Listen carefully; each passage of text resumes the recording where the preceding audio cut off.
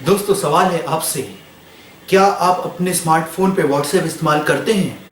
दोस्तों सवाल है आपसे, क्या आप अपने स्मार्टफोन पे फेसबुक इस्तेमाल कर रहे हैं? उदाहरण के लिए अगर मैं ऐसा लूं कि एक व्यक्ति कोई 1 GB डेटा कंजम्पशन कर रहा है प्रतिदिन, वो मान के चलिए 500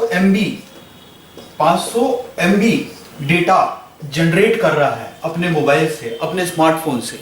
एक बड़ा प्रश्न है आपसे, क्या ये डेटा जाता है तो जाता है, कहां जाता है? क्या ये फेसबुक का डेटा कहां जाता है? ये व्हाट्सएप का डेटा कहां जाता है? आपकी फोटो, आपकी इमेज, आपकी पर्सनल इंफॉर्मेशन, ये सारी चीजें कहां जा रही है? एक बड़ा सवाल। हमारे लॉ मिनिस्टर यही चीज बोल रहे हैं, भारतीयों का डेटा को लेके कोई भी कॉम्प्रोमाइज नहीं करेगी। और उन्हें 3 शब्द बोले हैं। पहला चीज डेटा सोवरेनिटी, डेटा सिक्योरिटी और डेटा प्राइवेसी। आप एक स्टूडेंट हैं तो आपके लिए जानना बहुत ही जरूरी है, और आप एक आम नागरिक हैं तो भी आपके लिए जानना बहुत जरूरी है।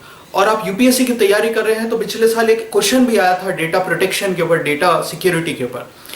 एमपीपीएससी की तैयारी कर रहे हैं या स्टेट सिविल सर्विसेज की तैयारी कर रहे हैं तो आपको वीडियो देखना बहुत जरूरी है। वीडियो एंड तक देखिए, तब आपको एक एक चीज पता चलेगी कि ये डेटा का खेल क्या है और डेटा को कैसे इस्तेमाल किया जाता है। ये डेटा क्यों बोला जाता है oil, a gold of a 21st century भी बोला जाता है। डेटा इज अ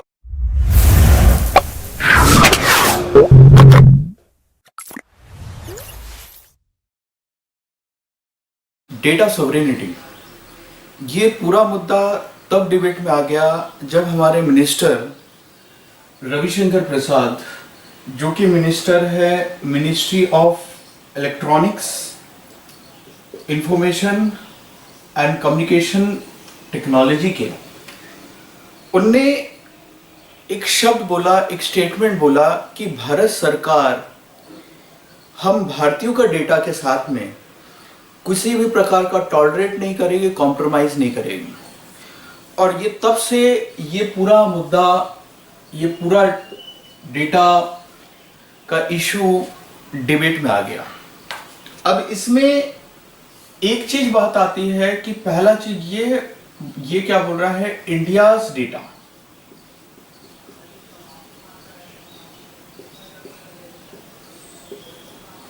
इसके अंदर 2 डायमेंशन निकलते हैं। पहला चीज तो ये है, एक सबसे बहुत बेसिक और बुनियादी सवाल कि ये डेटा है तो है क्या है। जब डेटा है जो इंटरनेट पे फ्लोट हो रहा है तो उससे जुड़ा हुआ कोई लॉ भी होगा, तो हमारे यहाँ पे लेजिस्लेशन क्या है।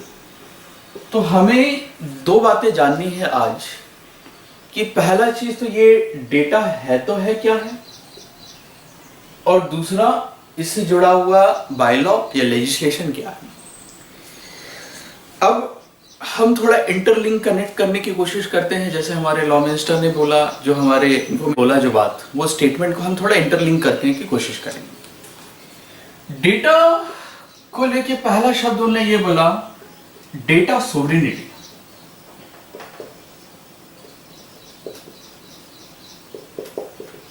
दूसरा शब्द बोला डेटा सिक्योरिटी,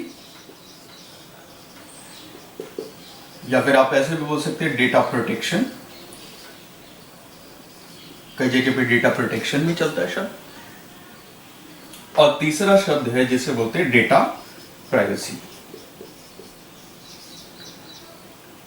इन 3 ही चीज को हमें आज लेके चलना है और इसी पे ही पूरा हमें लेक्चर को डेवलप करना है आज। ये 3 मैटर ही है, data sovereignty, data security. Data sovereignty से कनेक्टेड ही है, इंटरकनेक्टेड है। दूसरा शब्द जिसे बोलते हैं डेटा सिक्योरिटी, और तीसरा है डेटा प्राइवेसी। एक एक करके हम देखते चलते हैं, कैसा क्या लिंक करना, कहां क्या लिंक करना, वो मेरे पास छोड़ दीजिए, वो सारी चीजें मैं आपको लिंक करके दूंगा। तो ये सोवरेनिटी और सिक्योरिटी, ये सीधे सीधे आपका जनरल स्टडी पेपर नंबर 2 वाले सेक्शन में फॉल करेगा, जिसे हम बोलते हैं पॉलिटी एंड गवर्नेंस वाले सेक्शन में फॉल कर रहा है। वहां से क्वेश्चन बनने की संभावना बन सकती है। ये डेटा सिक्योरिटी वाला जो सेक्शन है जनरल स्टडी पेपर नंबर 3 वाले सेक्शन पे आ रहा है, जो आपका cyber security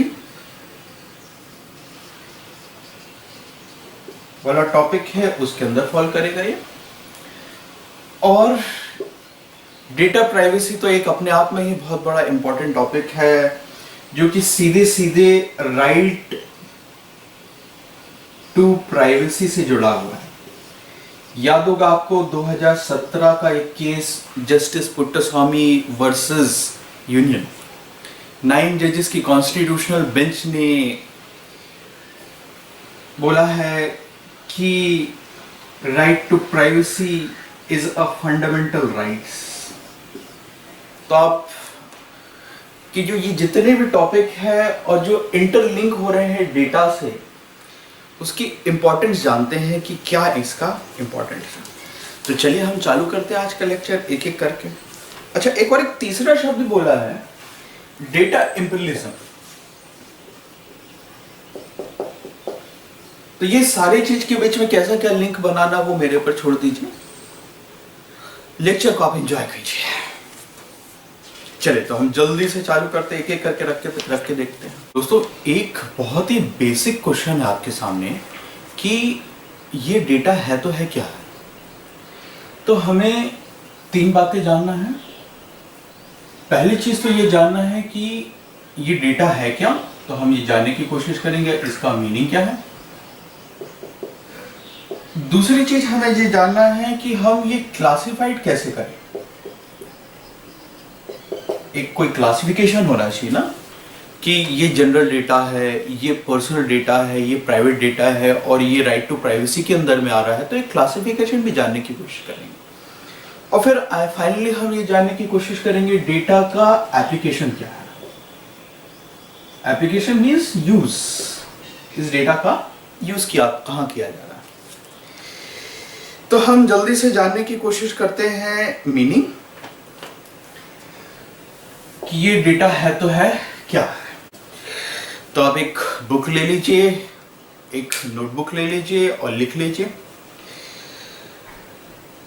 large collection of information that is stored in a computer और a network is called data. I repeat, large collection of an information that is stored in a computer or a network that is known as a data. तो आपको इतनी चीज clear हो गई कि ये जो डेटा है, ये जो डेटा है ये ऑनलाइन दुनिया के लिए या फिर इंटरनेट की दुनिया के लिए, इंटरनेट की दुनिया के लिए ऐसा कहा जाता है। हमारे प्राइम मिनिस्टर खुद बोलते हैं कि ये एक न्यू ऑयल है, एक गोल्ड है 21वीं सदी का।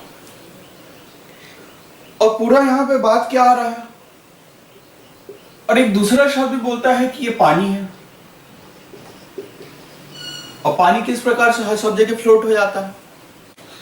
और यहां पे एक सबसे बड़ा प्रश्न ये है कि आप जैसे ही स्मार्टफोन इस्तेमाल कर रहे हैं, उदाहरण के लिए आप ऐसे समझ लीजिए, आप अपने आप को रख लीजिए, मैं अपने आप को रख लेता हूं। जैसे ही मैंने स्मार्टफोन इस्तेमाल किया, उदाहरण के लिए सुबह सुबह मैं फेसबुक इस्तेमाल किया,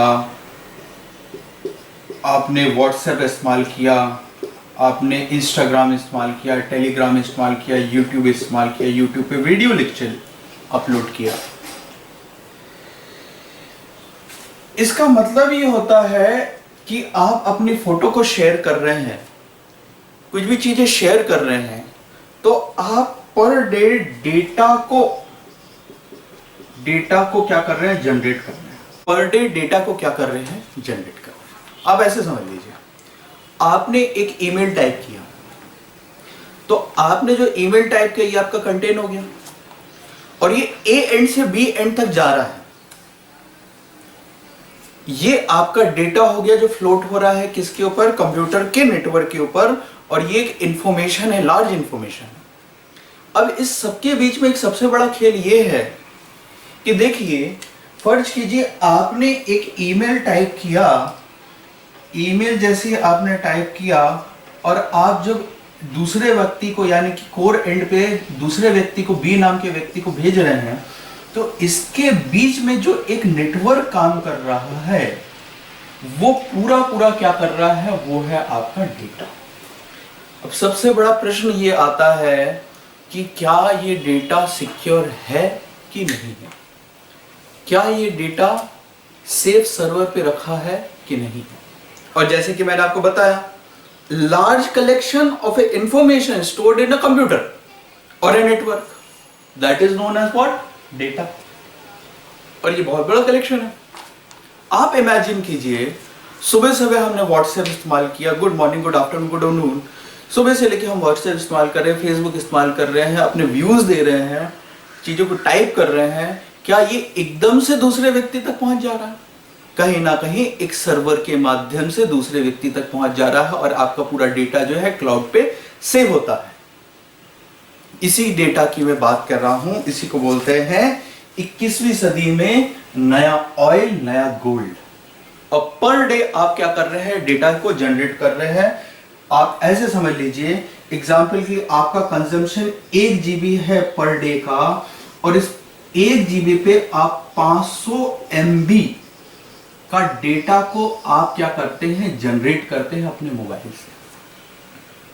और कुछ 500 MB जो है 500 MB, ये 500 MB जो बचा हुआ रेस्ट जो रहता है वो आप क्या करते हैं, कंजम्पशन कर लेते हैं।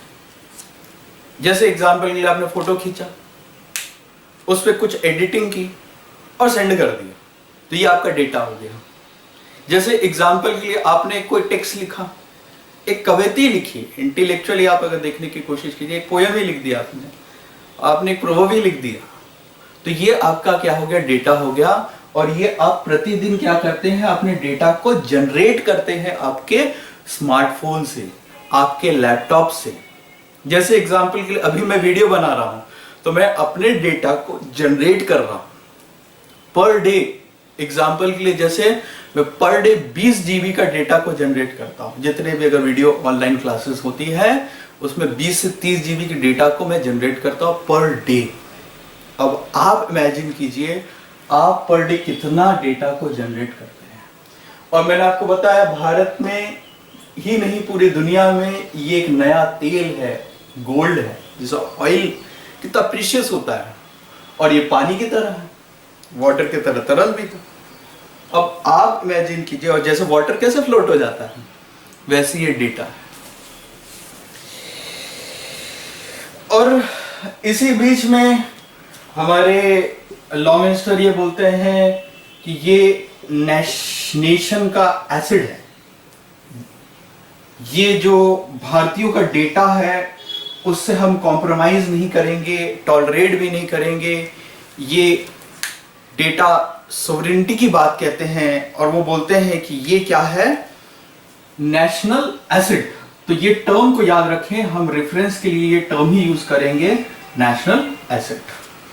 तो जल्दी से हम आगे बढ़ते हैं और अपने डेटा वाले लेक्चर को आगे बढ़ाते हैं। सो हमारे लॉ मिनिस्टर ने, हमारे ministry of information and technology, electronics and communication technology minister Ravishankar Prasad ने बड़ा क्लियरली एक शब्द बोला कि ये जो डेटा है वो देश की क्या है, एसिड है, जिसे हम बोलते हैं नेशनल एसिड। हमारा जो ये 130 करोड़ की जनसंख्या जो हमारे नागरिक है, जो उनका ये डेटा है वो क्या है, नेशनल एसिड है। और उन्हें एक शब्द बोला है, यहाँ पे टर्म बोला है कि डेटा सोवरेनिटी। तो हम पहला तो बिल्कुल बेसिक से जानने की कोशिश करेंगे कि इसका मीनिंग क्या होता है, फिर उसके बाद में हम एंटर करेंगे कॉन्सेप्ट में, और फिर हम लिंक कर देंगे किससे, वो एप्लीकेशन वाले पार्ट से। इसी बीच में क्लासिफिकेशन भी देख लेंगे और जल्दी से क्या करेंगे, लिंक कर देंगे किससे, एप्लीकेशन वाले पार्ट से। तो अगेन अपने कॉपी उठा लीजिए और नोट डाउन कर लीजिए, मीनिंग लिखेंगे। The idea of data subject to law and governance structured within the nation it is collected. I repeat, idea that data subject to law and governance structures within the nation it is collected. तो ये एक simple meaning है। अभी मैं सब समझाऊंगा आपको, पहले नोट डाउन कर लीजिए, जल्दी से कॉन्सेप्ट भी लिख लीजिए भाई। अब जब मीनिंग लिखे तो कॉन्सेप्ट भी लिख लीजिए। लिखिए, concept of a data sovereignty close linked with a data security, or in other simple word, technically sovereignty under the umbrella in policy making। चलिए एक बार फिर से लिख लीजिए, एक बार फिर से सुन लीजिए, कहीं पे गलतियां हो तो रिकलेक्ट कर लीजिए। Concept of data sovereignty closed linkage with data security, or in other simple words, technically sovereign under the umbrella of policy making। चलिए, तो हम इस पूरी चीज को समझने के लिए अपना रेफरेंस पॉइंट लेते हैं। और रेफरेंस पॉइंट हमने क्या बनाया अभी? National acid. और ये नेशनल एसिड क्या है? वो है हमारा डेटा। ये जो भारतीयों का डेटा है वो क्या है? National acid. जो आप फेसबुक इस्तेमाल कर रहे हैं, व्हाट्सएप इस्तेमाल कर रहे हैं, जो डेली शेयरिंग कर रहे हैं, ये डेटा है। ये क्या है? National acid. अब ये नेशनल एसिड है, भारत सरकार इसमें दो बातें बोलती है, दो चीजें समझना। उदाहरण के लिए एग्रीकल्चर का कोई डेटा हम ऐसे ले सकते हैं, सॉइल हेल्थ कार्ड। हम एग्जांपल ले लेते हैं मध्य प्रदेश का। मध्य प्रदेश के ज्योग्राफी के अंदर एमपी के किसान ने 1500 किसान ने सॉइल हेल्थ कार्ड बताया, और ये कहीं ना कहीं सर्वर पे सेव हुआ। और मैंने आपको बताया डेटा क्या है? गोल्ड भी है और क्या है? दूसरा वाटर की तरह तरल है, लिक्विड है, फ्लोट कर रहा है। और भारत सरकार वहां पे क्या बोल रही है कि ये क्या है? हमारे देश का है एसिड। और इसमें एक शब्द बोल रहा है सोवरेनिटी। जहां सोवरेनिटी जो जाए, तो आप भी जानते हैं पॉलिटिकल साइंस वाले स्टूडेंट, क्या इसका दबदबा रहता है। जैसे एग्जाम्पल के लिए एजुकेशन का कोई डेटा, ई लर्निंग प्लेटफॉर्म कहीं ना कहीं इस्तेमाल हो सकता है रिसर्च में भी ले जाता है, कोई छोटे छोटे रिसोर्स। जैसे एग्जाम्पल के लिए हेल्थ का कोई डेटा, ई हॉस्पिटल।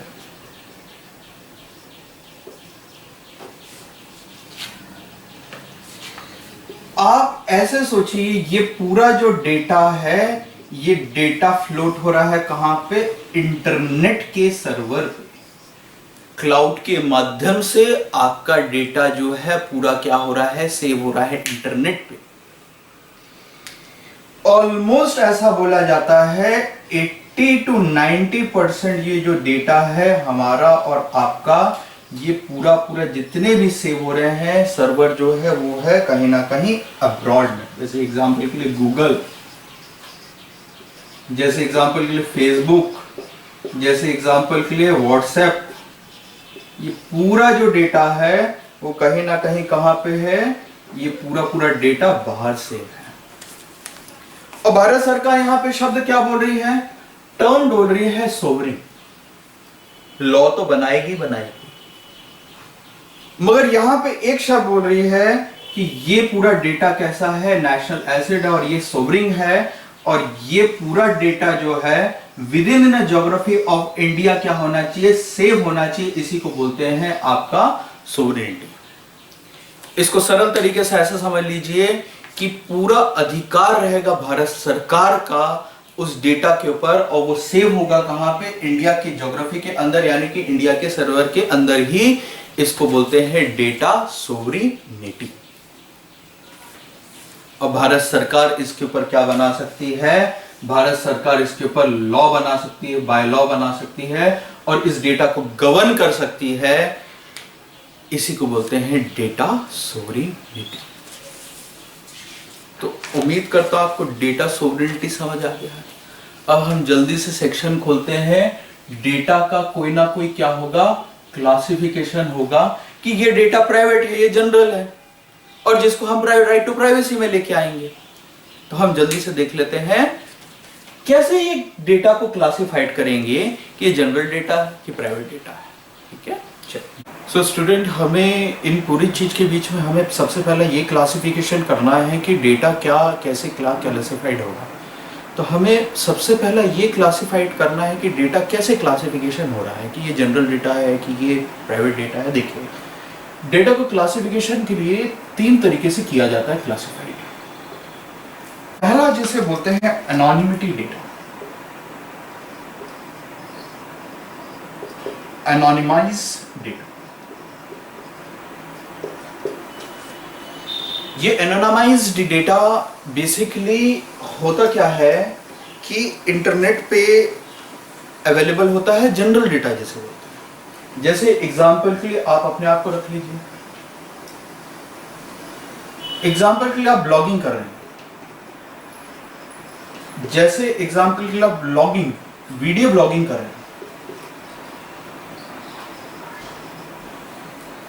जैसे एग्जांपल के लिए आप फेसबुक पे आर्टिकल लिख रहे हैं। ये पूरा जो डेटा कहलाएगा ये एनोनिमाइज्ड डेटा कहलाएगा। जनरली इंटरनेट पे फ्लोट हो रहा है और ये अवेलेबल है सबके लिए, कॉमन। दूसरा क्लासिफिकेशन इसका ये है, इसे बोलते हैं पर्सनल जनरल डेटा। एक पर्सनल जनरल डेटा क्या है? उदाहरण के लिए जो इंटरनेट पे फ्लोट हो रहा है, उदाहरण के लिए आपका इमेज फेसबुक पे आपने डाल के रखे, जैसे एग्जांपल के लिए आपका नाम, आपका मोबाइल नंबर, आपका एड्रेस, आपका फेसबुक लिंक, आपका यूट्यूब लिंक, यूट्यूब नहीं बोल सकते हैं, आपका वेबसाइट, जिसमें आपकी पर्सनल जनरल इंफॉर्मेशन दी हुई है, जिसे हम बोलते हैं पर्सनल जनरल डेटा, जो कि इजीली सबके ऊपर अवेलेबल है। नहीं अवेलेबल है तो थोड़ा बहुत हाथ पैर मार के एक्सेस हो सकता है। नाम, number, mobile number, information, general information. और एक डेटा ऐसा है जिसके ऊपर सबसे ज्यादा बहस चल रही है, डिबेट हो रहा है, उसे बोलते हैं पर्सनल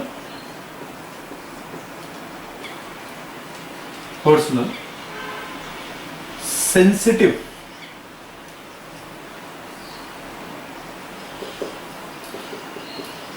एंड क्रिटिकल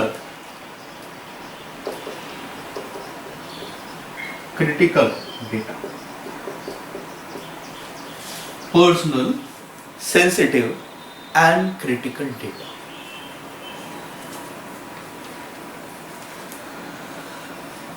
और आपको ये पता होगा 2017 में जो जजमेंट आया था जस्टिस पुट्टास्वामी वर्सेस यूनियन वाले केस में, जिसमें 9 जजेस के बेंच ने बहुत क्लियरली बोल दिया था, जिसे हम बोलते हैं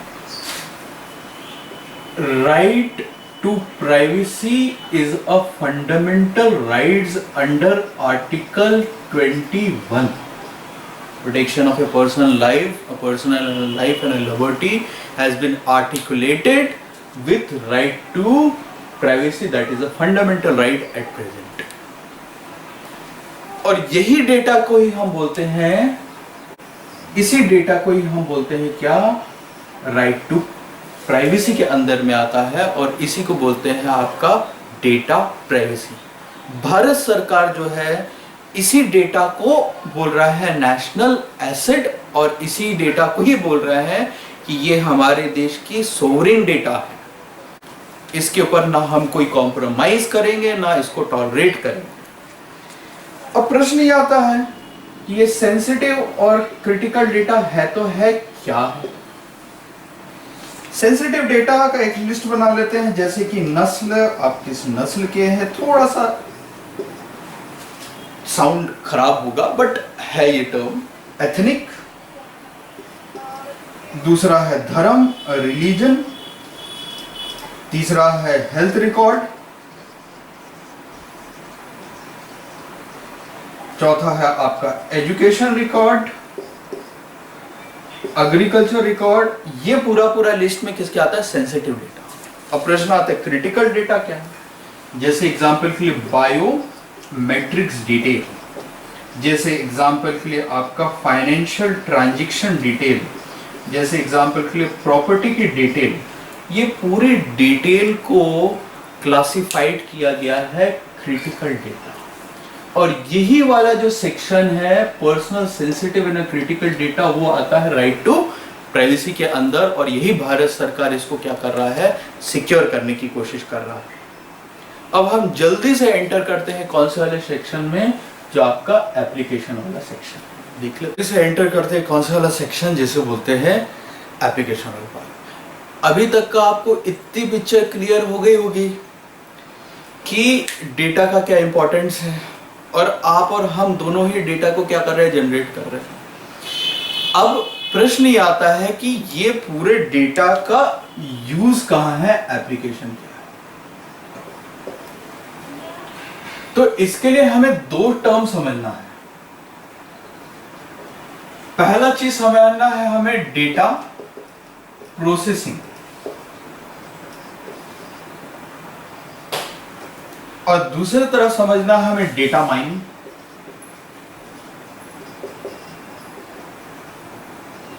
डेटा प्रोसेसिंग और डेटा माइनिंग। अभी डेटा प्रोसेसिंग क्या है, डेटा माइनिंग क्या है, इसको हम जान लेते हैं। देखिए, मैं बिल्कुल सिंपल तरीके से समझाने की कोशिश करूं। उदाहरण के लिए आप अपने आप को रख लीजिए,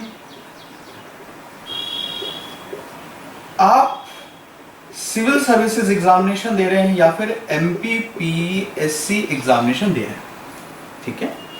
बुक्स की आपको जरूरत पड़ेगी। अब आप दो जगह जाएंगे, या तो आपका ई-कॉमर्स स्टोर, या तो आप ऑफलाइन स्टोर जाएंगे, गुप्ता जी की दुकान जाएंगे या साहू जी की दुकान जाएंगे। अब जब आप जाएंगे तो आपने जैसे ही कोई एक बुक परचेज की, बुक हो सकता है M लक्ष्मीकांत, या हो सकता है DD बसु कॉन्स्टिट्यूशन हो, या फिर मिश्रा एंड पुरी हो, या कोई एक XYZ आपने बुक परचेज की। एक महीने में आपने कुछ 10 बुक परचेज की। 10 बुक जैसे आपने परचेज की ऑफलाइन शॉप में, तो आपने इनवॉइस डेवलप की। इनवॉइस आपके नाम से है, आपका मोबाइल, आपका नाम, आपका डिटेल्स, एक बेसिक इंफॉर्मेशन लिया गया, ठीक है। उसी प्रकार का कुछ चीज ऑनलाइन स्टोर ई-कॉमर्स में भी होता है। आपकी पूरी इंफॉर्मेशन, इनफैक्ट आपका घर का एड्रेस भी आपको उसमें आप लिंक में डाल देते हैं। अब जब आप महीने में 10 बुक ले रहे हैं, और किस ऑथर के ले रहे हैं, किस कंपनी के ले रहे हैं, ये एक डेटा क्या हो गया? जनरेट हो गया। और अब ये शॉपकीपर क्या करेगा?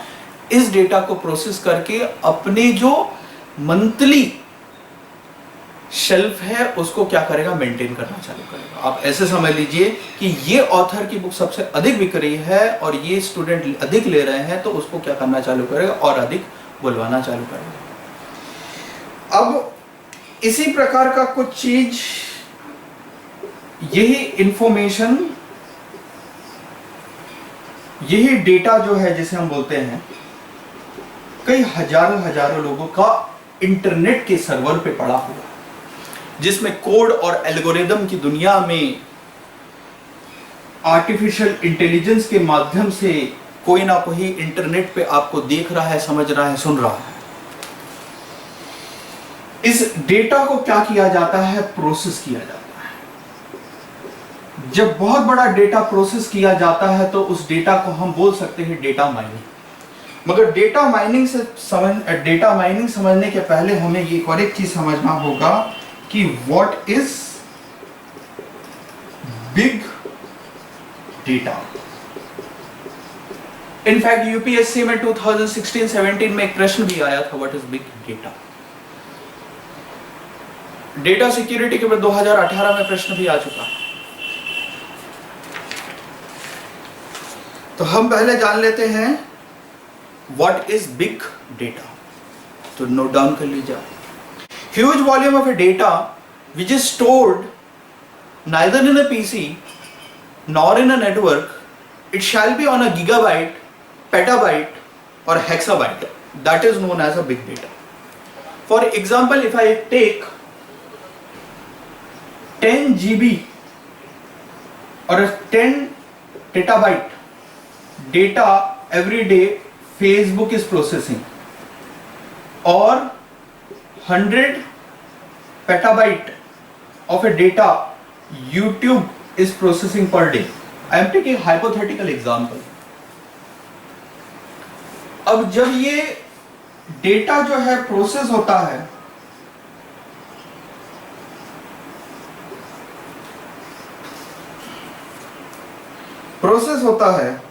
उस डेटा को ही हम बोलते हैं डेटा माइनिंग। आप ऐसे समझ लीजिए, उदाहरण के लिए आपने फेसबुक पे या फिर गूगल पे सर्च किया एम लक्ष्मीकांत बुक। अब उससे जुड़े हुए ही आपको रिजल्ट कहां पे मिलने लगे? फेसबुक पे मिलने लगे। वही चीजें दिखा रहा है।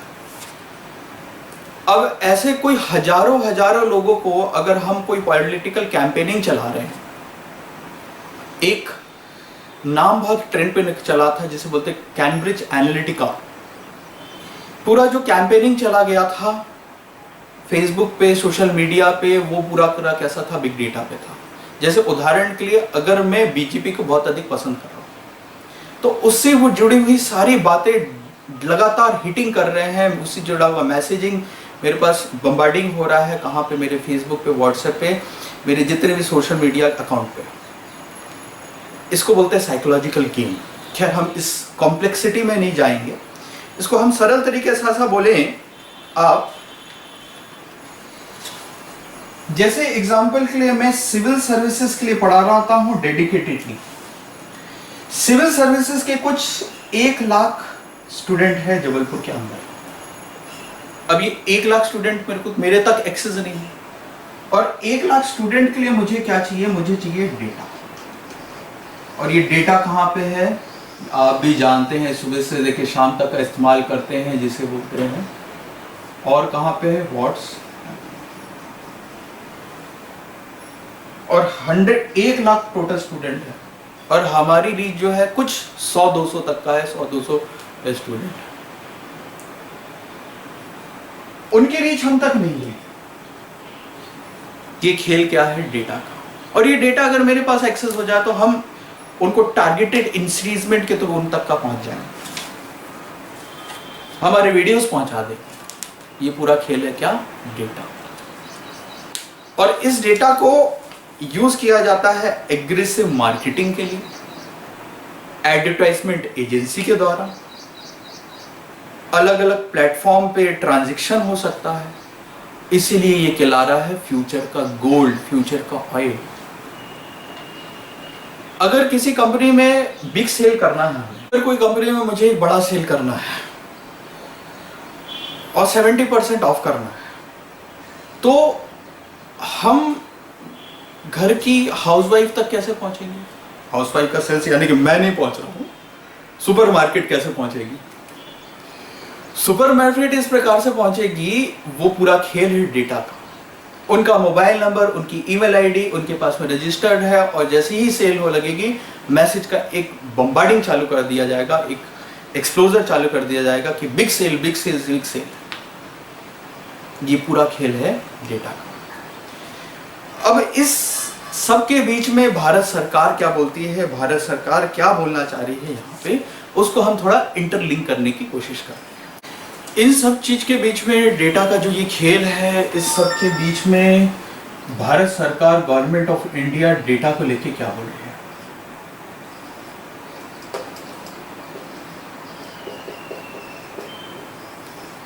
भारत सरकार एक शब्द यूज कर रही है, डेटा सोवरेनिटी। पहला शब्द तो ये यूज कर रही है कि डेटा सोवरेनिटी, और दूसरी चीज ये बोलती है भारत सरकार कि डेटा लोकलाइजेशन। डेटा लोकलाइजेशन हम थोड़ा सा लिंक करने की कोशिश करते हैं, जहां पे हमने डेफिनेशन लिखा था डेटा सोवरेनिटी। अगर आपको पता होगा, जहां पे हमारा टर्म बोला था data is subject to the law of a governance structure within the nation, और within the nation has been collected, it is close linked with a data security, or in other simple term that is known as a technologically sovereign under the umbrella of a policy making। देखिए थोड़ा समझिए, भारत सरकार एक तरफ क्या बोल रही है, ये डेटा जो है नेशन एसेट है, नेशनल एसेट है। डेटा सोवरेनिटी का मतलब होता है कि ये पूरा डेटा हमारे देश के अंदर, हमारे ज्योग्राफी के अंदर ही सेव हो जाके, कहीं बाहर जाना सेव हो। पहला चीज तो हम इसके ऊपर गवर्नेंस कर सकते हैं, और ओनर कौन कहलाएगी, इस पूरे डेटा का जो जनरल डेटा भी है वो है गवर्नमेंट ऑफ इंडिया। इस पूरी चीज के बीच में भारत सरकार ये बोल रही है कि ये पूरा जो डेटा है उसके लिए हम सोवरिंग भी है और इसलिए कॉम्प्रोमाइज नहीं करेंगे। इसका मतलब मैंने आपको अभी बताया कि पूरा डेटा जो है हमारी ज्योग्राफी के अंदर ही सेव होना चाहिए, और जिसके ऊपर हम लॉ बनाएंगे। बहुत ही स्पष्ट बोल दी भारत सरकार ने। देखिए सबसे बड़ा खतरा क्या है, वो है डेटा माइनिंग का। उदाहरण के लिए आप ऐसे ले लीजिए, कोई ए नाम का व्यक्ति है जो कि वर्तमान में कैसा है, 10 साल का है। उसने नादानी में कोई गलती कर दी, अनइथिकल काम कर दिया। अब जब अनइथिकल काम कर दिया, कोई गलती, एक जनरली जैसे एग्जांपल के लिए हम रेड लाइट को क्रॉस करके चले गए, सीट बेल्ट ही नहीं पहना हमने, तो एक छोटा सा गलती हो गया। उदाहरण के लिए आप ऐसे समझ लीजिए, कोई एक व्यक्ति जो अभी वर्तमान में 10 साल का है और उसका पूरा डेटा उसके स्मार्टफोन पे क्या है, सेव है। जैसे आप गूगल प्ले स्टोर यूज करते हैं, अब जब गूगल प्ले स्टोर यूज करते हैं तो उसमें क्लियरली लिखा आता है कि आपके सारे इंफॉर्मेशन क्या हो रही है, शेयर होने वाली है। इनफैक्ट जब आपकी सबसे बड़ी चीज है जिसे बोलते हैं कॉल रिकॉर्ड, वो तक शेयरिंग पे है। अब आप ऐसा सोचिए कि ये पूरा डेटा कहां पे जा रहा है, बाहर के सर्वर्स में जा रहा है। ये व्यक्ति 25 साल का हो गया और इसका ब्राइट बहुत अच्छा फ्यूचर है और ये साइंटिस्ट बनने के करीब में है। अब देखिए जो ये दूसरा देश है, एग्जाम्पल के लिए हम ले लेते हैं चाइना, जो 59 ऐप को टर्मिनेट कर दिया गया, सस्पेंड कर दिया गया भारत सरकार के द्वारा। उसके लिए ये रीजन नहीं है कि वो कमाई करके दे रहा है, एड से थोड़े बहुत पैसे आते हैं। उससे भी बड़ा इंपॉर्टेंट है ये जो डेटा है, वो हमारे लिए स्ट्रैटेजिकल एसेट है, उनके लिए स्ट्रैटेजिकल एसेट बन रहा है। कैसे? अब यही व्यक्ति अगर कुछ गलती कर दी और उसका ब्राइट फ्यूचर है और ये साइंटिस्ट बनने जा रहा है, जैसे वो 30 का हो गया और साइंटिस्ट बन चुका है, बहुत बड़ा इसने रिसर्च एंड डेवलपमेंट कर लिया है, और अब इसको ब्लैकमेल करेगा कौन? चाइना जैसा कंट्री, क्योंकि उसके पास में पूरा बचपन से लेके अभी तक का सारा डेटा उसके पास सेव है और सेव होते जा रहा है। अब आप सोचिए कि ये डेटा कितने लिए हमारे लिए इंपॉर्टेंट है। राइट टू प्राइवेसी वाला डेटा तो हमने सेव कर ही लिया, अब तो हम ये भी बोल रहे हैं कि व्हाट्सएप और फेसबुक का भी डेटा को क्या करेंगे, हमारे देश के अंदर सेव करेंगे या तो लॉ बनाएंगे और जिसमें आपको स्क्रूटनाइज किया जाएगा। फ्रांस ने बना चुका है, जर्मनी ने बना चुका, पेनल्टी भी लगा दिया है, अमेरिका के अंदर है। इंडिया में ही नहीं है, और भारत सरकार जो है पोस्ट कोविड-19 के बाद में बहुत तेजी से रिफॉर्म कर रही है। यूपीएससी के लिए भी बहुत इंपॉर्टेंट है, स्टेट पीसीएस के लिए इंपॉर्टेंट है, और हमें भी अपडेट करना है। अब भारत सरकार ये बोलती है डेटा लोकलाइजेशन। डेटा लोकलाइजेशन का मतलब ही होता है कि वो पूरा डेटा जो है वो यहीं पे हमारे देश में सेव हो और देश में ही प्रोसेस हो।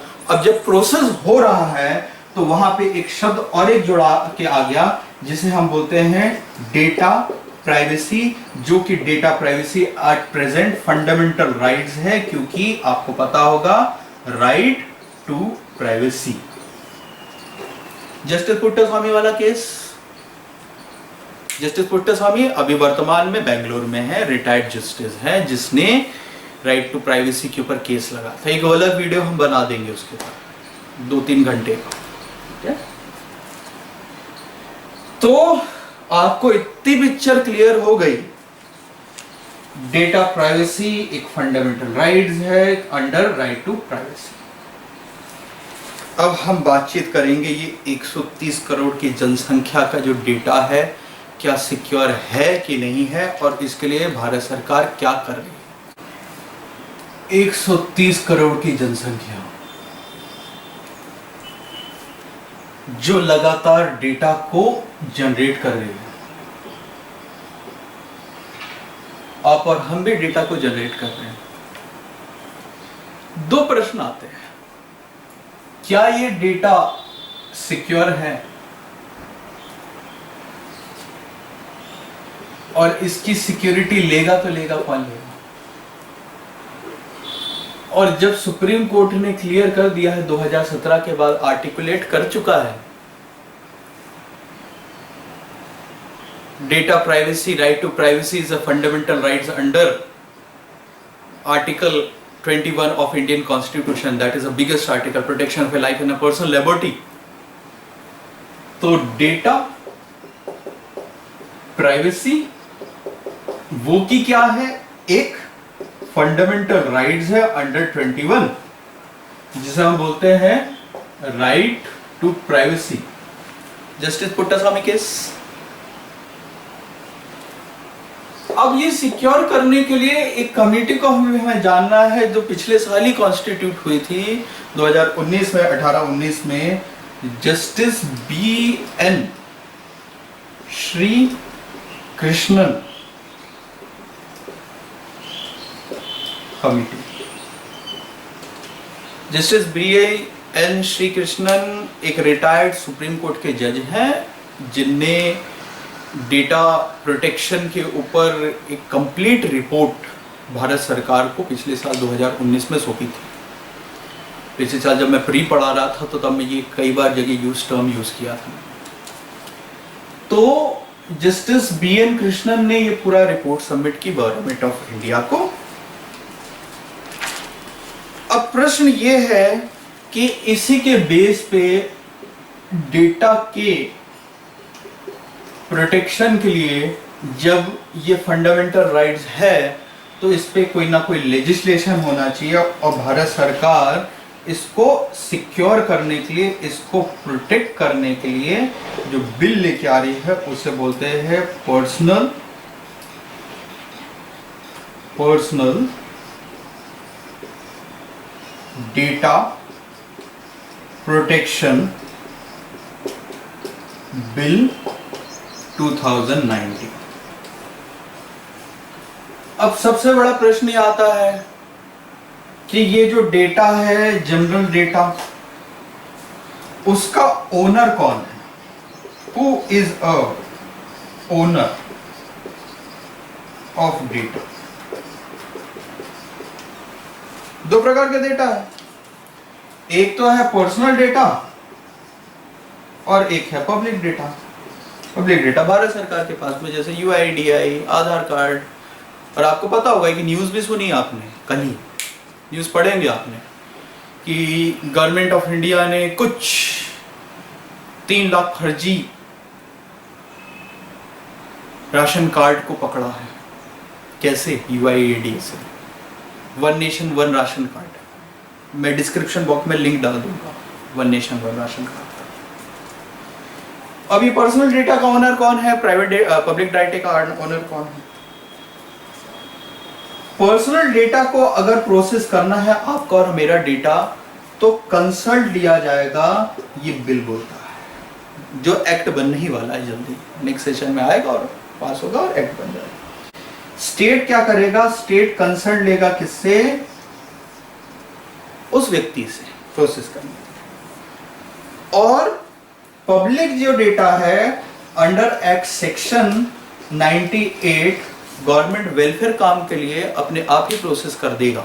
इसका एक सबसे बड़ा एग्जांपल कल ही का कि 1 से 2 लाख राशन कार्ड पकड़े गए, ये फर्जी लोग थे, फर्जी लोगों ने राशन कार्ड बनाया था। तो ये कैसा खेल है डेटा प्रोसेसिंग का। Public data government of India कोई कंसर्न नहीं लेगी, वेलफेयर के लिए अपने आप क्या कर देगी? प्रोसेस कर देगी। और भारत सरकार बहुत स्पष्ट रूप से बोल रही है बिल के माध्यम से डेटा को क्या किया जाएगा? डेटा लोकलाइजेशन किया जाएगा। तो एक्सपेक्टेड आपको एक ओवरव्यू क्लियर हो गया होगा। अब हम डिटेल डेप्थ में जाने की कोशिश करेंगे, तो एक अलग नेक्स्ट वीडियो बनाएंगे डेटा प्रोटेक्शन के ऊपर, जिसे हम बोलते हैं पर्सनल डेटा प्रोटेक्शन। इसके ऊपर एक अलग हम वीडियो बनाएंगे। तो एक्सपेक्टेड है आप लोगों को वीडियो पसंद आए तो लाइक कीजिए, शेयर कीजिए, कमेंट करना बिल्कुल मत भूलिए और सब्सक्राइब जरूर कर लीजिए और बेल आइकन को हिट कीजिए, तो आपको लेटेस्ट वीडियो मिलते रहेंगे, अपडेट्स आपको मिलते रहेंगे। Thank you very much. जय हिंद।